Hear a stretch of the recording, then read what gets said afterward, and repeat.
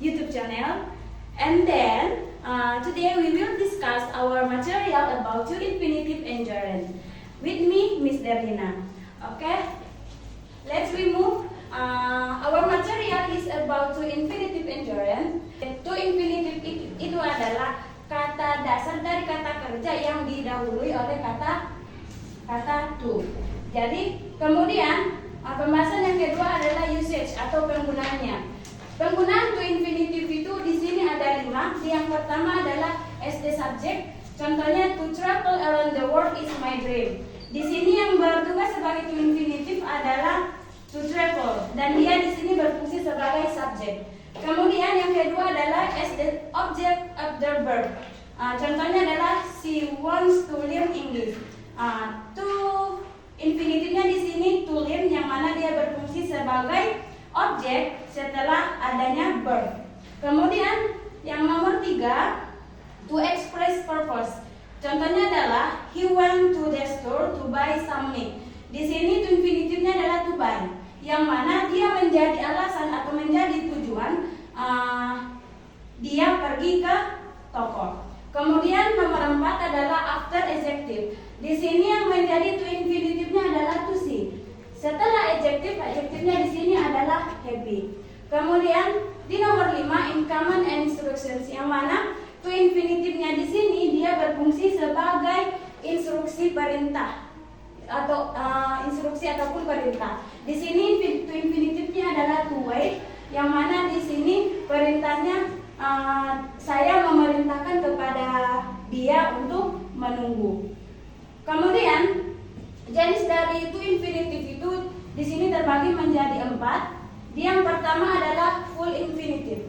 Full infinitive itu sendiri adalah di mana kata atau to infinitive yang selalu didahului oleh kata to. Di sini contohnya I want to eat now. Di sini ini kata kerjanya dan ini adalah kata to-nya. Kemudian verb infinitive she can run fast, yang mana verb infinitive ini tidak diikuti atau tidak ada kata to.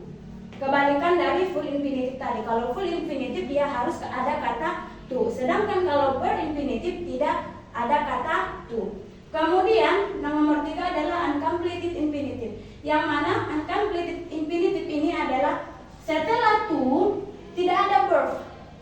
Namun pada dasarnya penggunaan uncompleted infinitive ini tidak sering kita lihat, soalnya tidak sesuai dengan standar dalam bahasa Inggris. Kemudian yang keempat adalah split infinitive. Split infinitive itu sendiri ketika kita memasukkan kata di antara to dan verbnya. Di sini kata yang dimasukkan adalah quickly. Okay, and then we move to gerunds. Gerunds is the form of verb ending in and the function is as a noun. Jadi gerund itu sendiri adalah kata kerja yang diakhiri ing, yang mana pada akhirnya dia berfungsi sebagai kata benda. Di sini jenisnya itu ada 1 sampai 10. Untuk yang pertama adalah gerundnya dia berfungsi sebagai subjek. Di sini contohnya adalah swimming is fun. Swimming ini adalah gerundnya dan dia di sini berfungsi sebagai subjek. Kemudian number 2 as the object of verb. Dia sebagai objek dari kata kerja. Di sini contohnya I enjoy reading. Di sini gerundnya adalah reading dan ini enjoy adalah kata kerjanya. Kemudian yang ketiga adalah gerund insert prohibitions atau gerund sebagai larangan singkat. Contohnya adalah no parking. Oke, di sini gerundnya adalah parking. Oke, and then number 4 gerund as compound noun, yang mana gerund dia di sini berfungsi sebagai kata benda majemuk. Contohnya di sini adalah swimming pool. Swimming dan pool ini dia gerund sebagai kata benda majemuk. Kemudian yang kelima adalah gerund after prepositions, gerund setelah adanya preposisi. Di sini contohnya adalah he is good at cooking. Jadi di sini gerundnya adalah cooking dan prepositionsnya adalah at.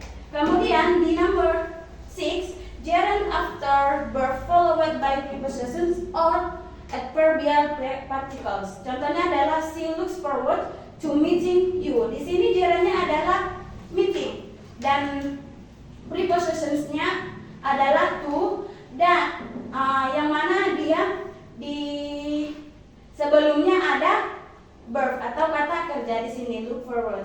And then number 7, gerund after adjective followed by prepositions. Jadi di sini gerund setelah adanya kata sifat yang diikuti dengan preposisi. Jadi di sini gerundnya adalah learning dan prepositionsnya adalah in. Dan kemudian yang bertugas menjadi adjective atau kata sifat adalah interested.